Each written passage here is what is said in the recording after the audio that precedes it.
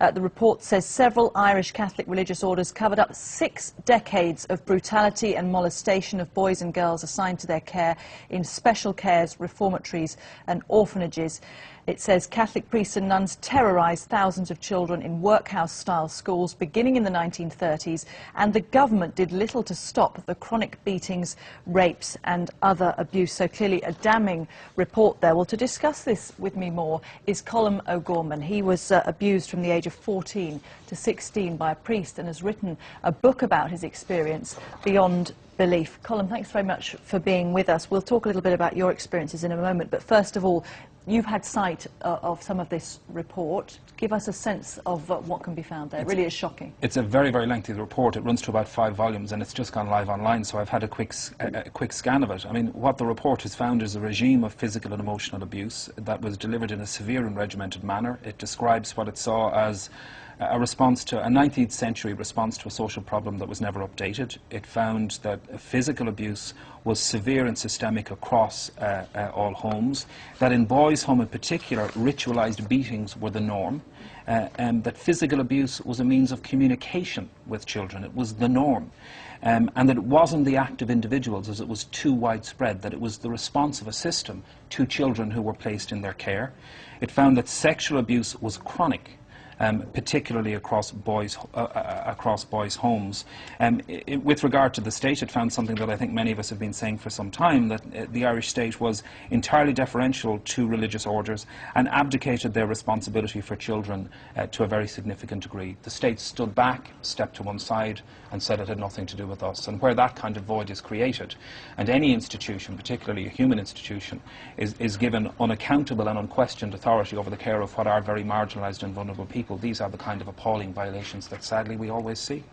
It's taken 9 years to get to this stage, and the people running the inquiry have spoken to literally thousands of children. As you say, it creates a picture of what had become a whole culture. This was 60 years worth of abuse, which was so widespread. What do you put that down to? A system. I mean, it was a systemic response to what initially may have been seen as a social problem. But what we had was the development of a system that needed to perpetuate itself.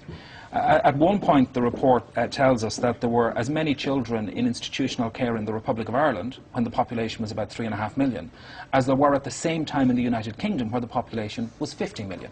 Institutions were paid a capitation grant, a per-head payment for children in their care. And I actually think that the finance aspect of this report, which I haven't had an opportunity to examine in any great detail, is very, very, very significant.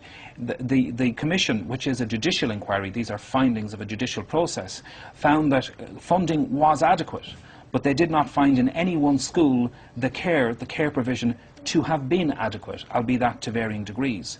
They found that funding was very significant, huge, in a time when there was very limited funding available.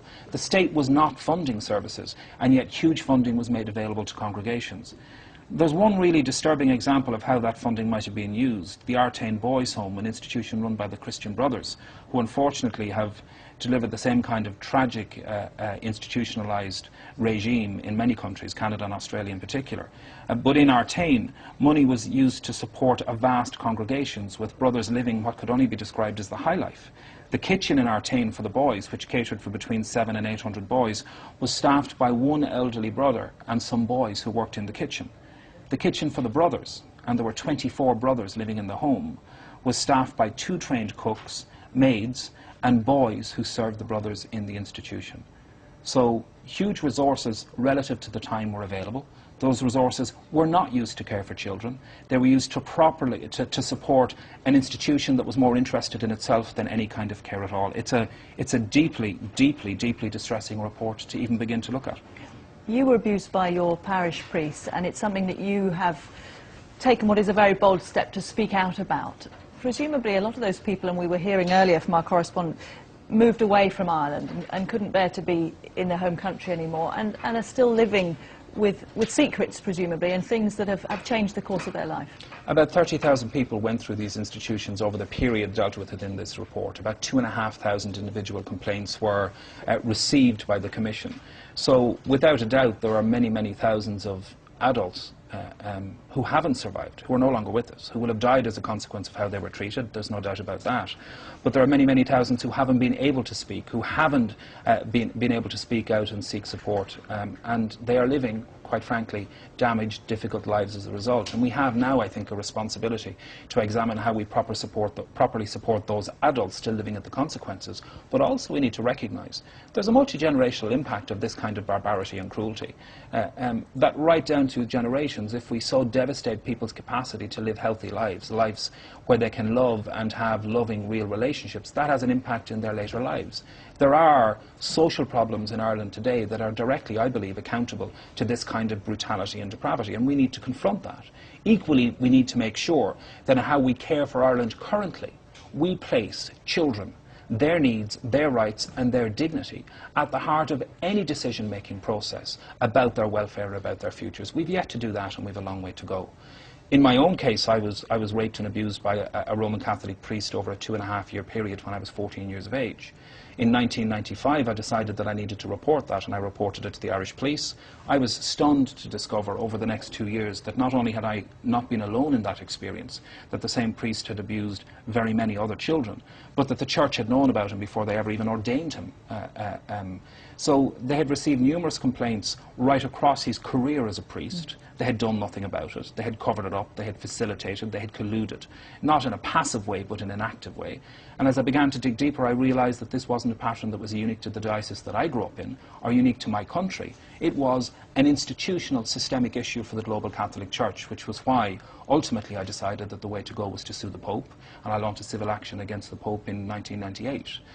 I succeeded in my legal case against the church, where I received an admission of negligence and a payment of damages and an acceptance of what had happened. The Pope dodged responsibility by using diplomatic immunity to avoid answering questions about what he knew or what the institution knew. So we have a long way to go before we properly hold institutions like the Catholic Church to account. And I don't mean in a vengeful way. I think if we're serious about caring for vulnerable people, if we're serious about putting ourselves in a position of that kind of authority or power, we need to be accountable. And the Church is not unique in that regard. It needs to be accountable. OK, Colin O'Gorman, thank you very much.